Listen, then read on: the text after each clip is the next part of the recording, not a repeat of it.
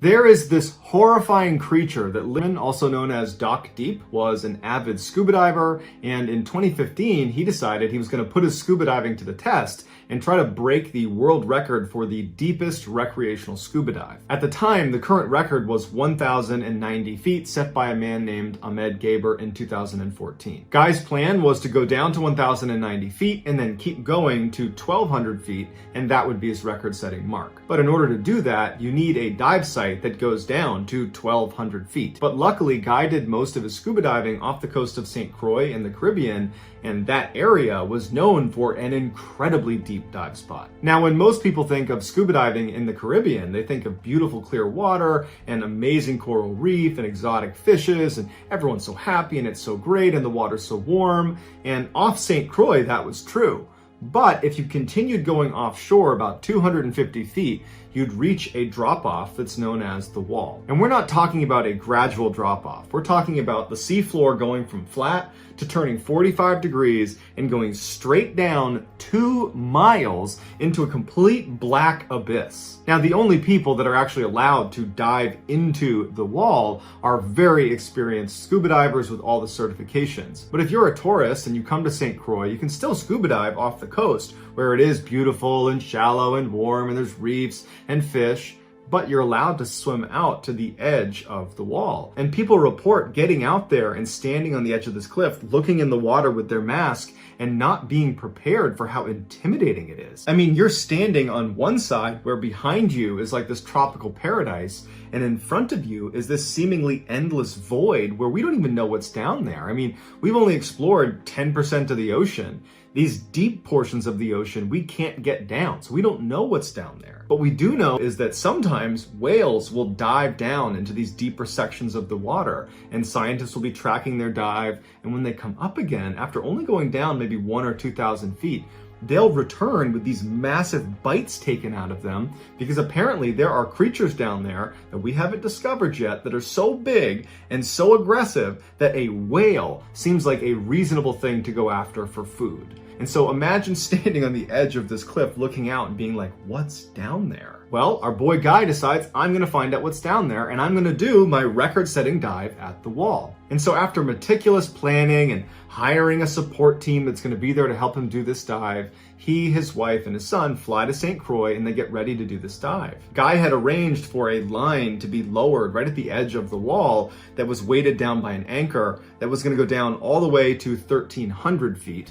And they would put a metal placard at the 1,200 foot mark on the actual line, so that when Guy went down, he would reach that placard at 1,200 feet. That's the record-setting mark. He would use a grease pen to mark the placard to indicate, I made it, this is legitimate, and then he would go back up, and that's how the dive was gonna go. And so in the early morning of August 15th, 2015, Guy, along with his big support team, they head out to the edge of the wall. Guy gets into the water along with his son, who's gonna go down with him for the first 200 feet, and he looks up at the support boat and he gives him the okay. He's ready to start the dive, and then he and his son give the signal, they're ready to go down, and they start their descent into the void. As they're sinking lower and lower and lower in the water column, it's getting darker and darker until it's completely and totally pitch black. They reach the 200-foot mark, they come to a stop as was planned, and Guy's son Kip would give his father a squeeze for good luck because they can't communicate, and then Kip would go back up, and Guy on his own continues down to the 1,200-foot mark. Once Guy was on his own, a timer started because it's very important to track how long he's down at depth,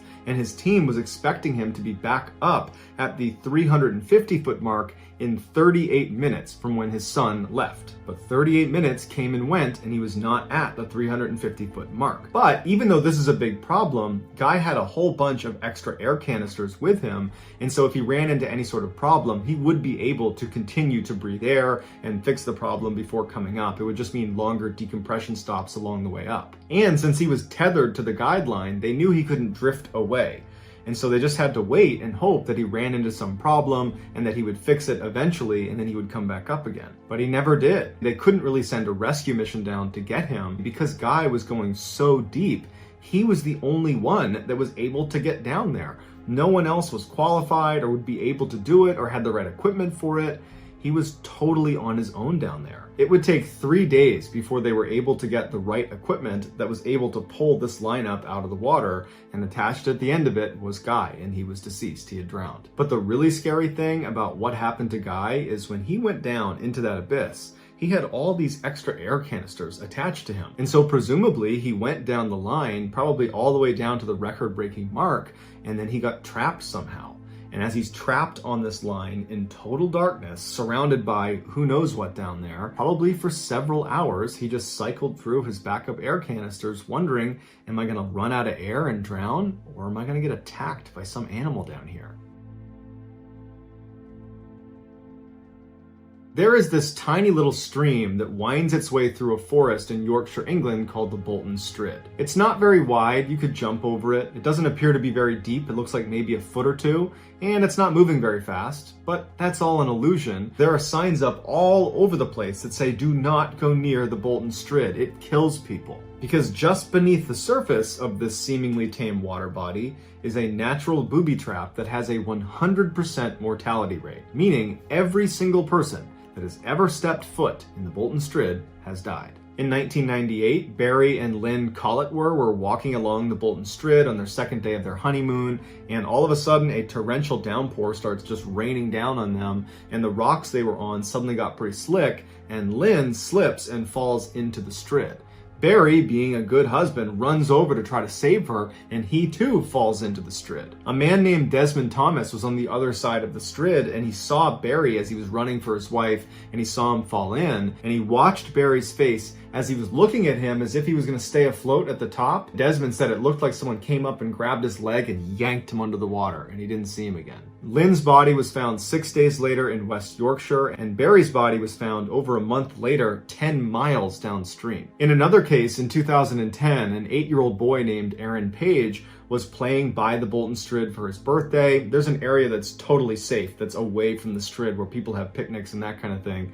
And he came down to the edge of the Strid and was running on the rocks, and he slipped and he fell in. Now, an adult saw this happen and they ran over and they were able to grab onto him while he's in the water. But the pull from inside the water was so strong that this person couldn't hold on to this child, who was eventually sucked under and dragged away and drowned. And beyond these two reports, there's dozens of others of people trying to jump over the Strid and falling in and drowning. So why is the Bolton Strid so deadly? If you look at this picture, this is of the River Wharfe, and it's just a little ways upstream of the Bolton Strid. And all this water in the River Wharfe gets funneled into the Bolton Strid. And the way it fits through that narrow section that is the Bolton Strid is the river turns on its side. So when you're looking at the Bolton Strid and you think, oh, that's not that deep. Well, it is that deep. It's at least as deep as the River Wharfe is wide. And if you look at it on the surface and you say, oh, well, the Bolton Strid's not moving very fast. Well, that's because underneath the surface, there is a whipping current. And in fact, the current that runs through the Strid is so strong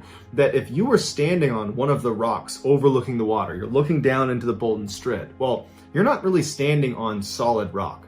You're kind of standing on a ledge. You just don't know it because the water meets the edge of the ledge. Underneath the rock you're standing on, the water has completely carved it out. So if you were to fall in, before you get sucked under the water, you would get sucked against the side and you would disappear under one of those shelves and go way far back underneath these rocks. And then you'd get sucked under and drown. And a lot of people who fall into the Strid, they don't make it out the other side. They don't get downstream. They get pulled into all these different caverns and tunnels that have been carved out by that current, and they're trapped in there forever because no one's going in to retrieve them, not even with scuba gear. Because if you get in there with scuba gear, the current will push you into these different caves and you aren't getting out again.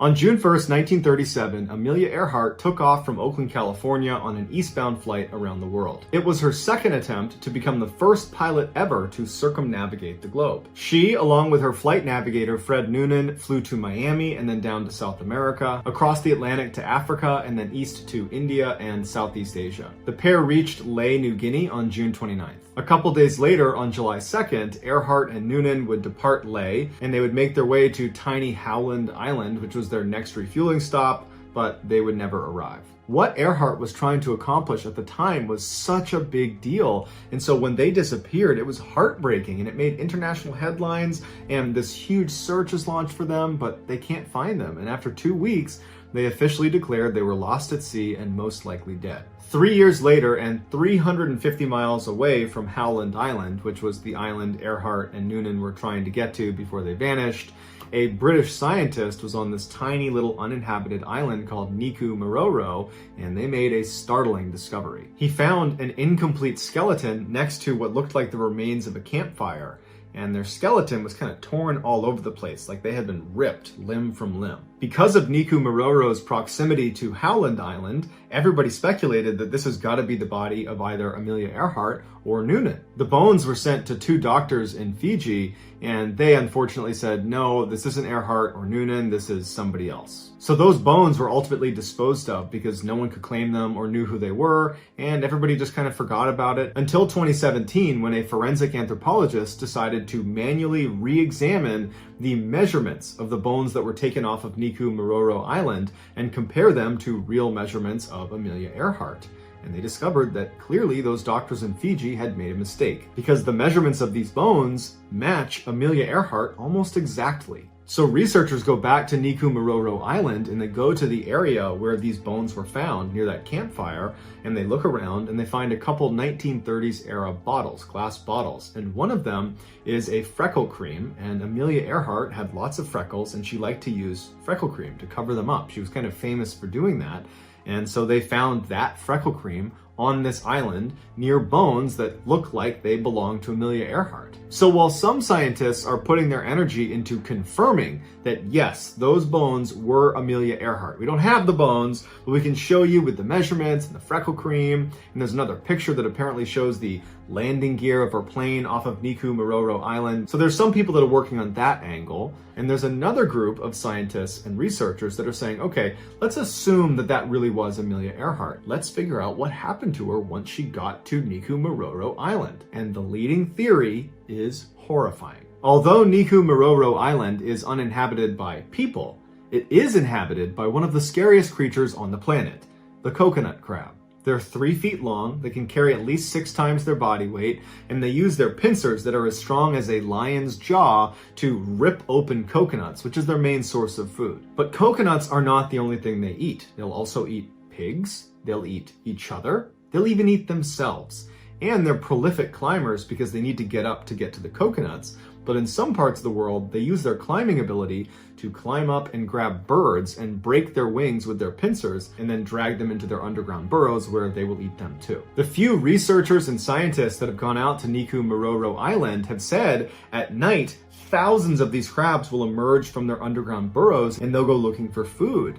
And they have a really keen sense of smell and they can smell blood. So when one of the crabs goes up and grabs a bird and starts ripping it apart, the thousands of others will come charging over and swarm the bird because they've smelled the blood, and they'll rip it to pieces and they'll all try to get in on the action. And so the theory goes, Earhart and Noonan are making their way to Howland Island. They get off track somehow and they wind up crash landing 350 miles away on Niku Maroro Island on one of the reefs. Noonan probably dies on impact, and Earhart, who's badly wounded and probably bleeding, she gets onto the island and she makes her way up to that area where that campfire was found. And for some amount of time, Earhart is able to survive off of whatever she had on her in those glass bottles, but in her weakened state and bleeding, at some point she probably attracted the coconut crabs who one night came out and swarmed her, ripped her to pieces, and ate her. Today, Niku Maroro Island is only inhabited by the coconut crabs, and it's protected land under the Republic of Kiribati. And so if you want to go, you have to get express permission from the Republic of Kiribati, and they send someone to go with you. And there's no airport on the island, so you have to land on a separate island and then ride to Niku Maroro on a boat. But you have to pass through Cyclone Alley, which means you can only travel there at certain parts of the year, and even then it's incredibly dangerous. So that's gonna do it, guys. I hope you enjoyed today's stories. Let me know in the comments what you thought of them, and I will pin the best comment at the top of the comments section. If you enjoyed today's video and you haven't done this already, on the next cold day, sneak behind the like button and slap their ears before running away. Also, please subscribe to this channel and turn on all notifications so you don't miss any of our weekly uploads. If you want to get in touch with me, you can direct message me on Instagram or on Twitter. My username for both platforms is the same. It's just JohnBallen416. I also have a ton of content over on TikTok where my username is Mr.Ballen. If you have a story suggestion, please submit it to our subreddit just called Mr. Ballen. It's linked in the description below. So whether I see you on Instagram, Twitter, TikTok, Reddit, YouTube, or some combination, just know that I really appreciate your support. And until next time, that's going to do it. See ya.